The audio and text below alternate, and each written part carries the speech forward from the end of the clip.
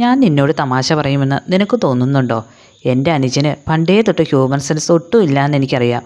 അതുകൊണ്ട് ഞാൻ നിന്നോട് തമാശ പറയില്ല. അഞ്ജന ചിരിച്ചുകൊണ്ട് പറഞ്ഞു. വേഗം തന്നെ അഞ്ജന കയ്യിലിരുന്ന ചെയിൻ അവൻ്റെ നേരെ നീട്ടിക്കൊണ്ട് ചോദിച്ചു, ഈ ചെയിൻ ആരുടേതാ?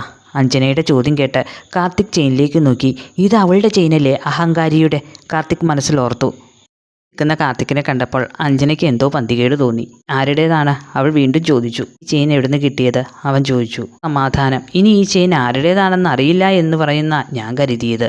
ഇത് കിട്ടിയത് നിന്റെ കോട്ടിൻ്റെ പോക്കറ്റിൽ നിന്നാണ്, അഞ്ജന പറഞ്ഞു. കാർത്തിക് ഓർക്കുന്നു, ഓഫീസിൽ വെച്ച് സഞ്ജി തൻ്റെ ക്യാബിനിലേക്ക് വന്നപ്പോൾ സഞ്ജി കാണാതിരിക്കാൻ പെട്ടെന്ന് അവൻ അത് പോക്കറ്റിലിട്ടത്.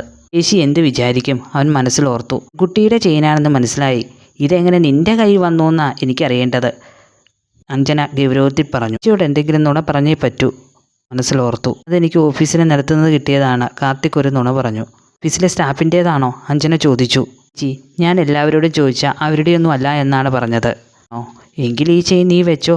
ഇത് ഏതെങ്കിലും ക്ലയൻറ്റിൻ്റേതായിരിക്കും. രങ്ങാനും ഇത് തിരക്കി ഓഫീസിൽ വന്നാലോ? കയ്യിലേക്ക് ചെയിൻ കൊടുത്തിട്ട് അഞ്ജന പെട്ടെന്ന് അവിടെ നിന്ന് പോയി.